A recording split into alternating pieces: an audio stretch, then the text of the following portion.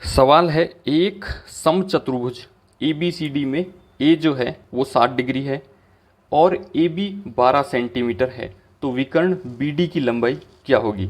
देखिए, हम एक समचतुर्भुज का निर्माण करते हैं। ये एक समचतुर्भुज ABC अब D। समचतुर्भुज की चारों जो भुजाएं हैं वो बराबर होती है, यानी AB बराबर होगी BC के, बराबर होगी CD के और बराबर होगी DA के, यानी चारों भुजाएं आपस में बराबर होती हैं। तो ये 12 सेंटीमीटर है, तो ये भी 12 सेंटीमीटर होगा, ये भी 12 सेंटीमीटर होगा और ये भी 12 सेंटीमीटर होगा।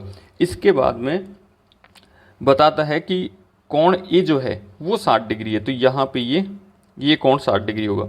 अब हमने देखा है कि समचतुर्भुज में आमने सामने के जो कोण है यानी ए और कोण सी बराबर होगा, यानी ये भी 60 डिग्री होगा। अभी इसमें पूछा है कि BD की लंबाई क्या है, तो B और D, देखिए ये BD विकर्ण है, इसकी लंबाई पूछी गई। अब देखिए, हमें एक कोण दिया हुआ है, ये 60 डिग्री दिया हुआ है, ये कोण और ये कोण हमें ज्ञात करना है। तो देखिए, AB बराबर है 12 सेंटीमीटर और AD बराबर है 12 सेंटीमीटर। तो यदि त्रिभुज में जो भुजाएं समान है, यानी ये भुजा इसके समान है, तो इसके सामने का कोण ये और इसके सामने का कोण ये जो दो कोण होंगे वो भी बराबर होंगे। तो मैं इसे x मान लेता हूँ, तो ये भी कोण x होगा। और त्रिभुज A, B और D इनके अंतः कोणों का मान होगा, यानी किसी भी त्रिभुज के अंतः कोणों का कुल योग 180 डिग्री होता है।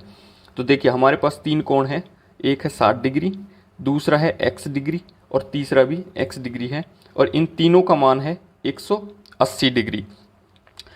60 डिग्री प्लस में x प्लस x यानी 2x बराबर 180 डिग्री। अब ये जो 60 डिग्री है इसका हम पक्षांतरण करेंगे, यानी बराबर के इस साइड ले जाएंगे, तो ये हो जाएगा माइनस का, यानी 2x बराबर 180 डिग्री माइनस का 60 डिग्री।